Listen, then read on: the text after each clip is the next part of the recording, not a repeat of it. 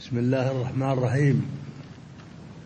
أخواني وأبنائي، أشكركم وأتمنى لكم التوفيق، وأشكر كل واحد منكم.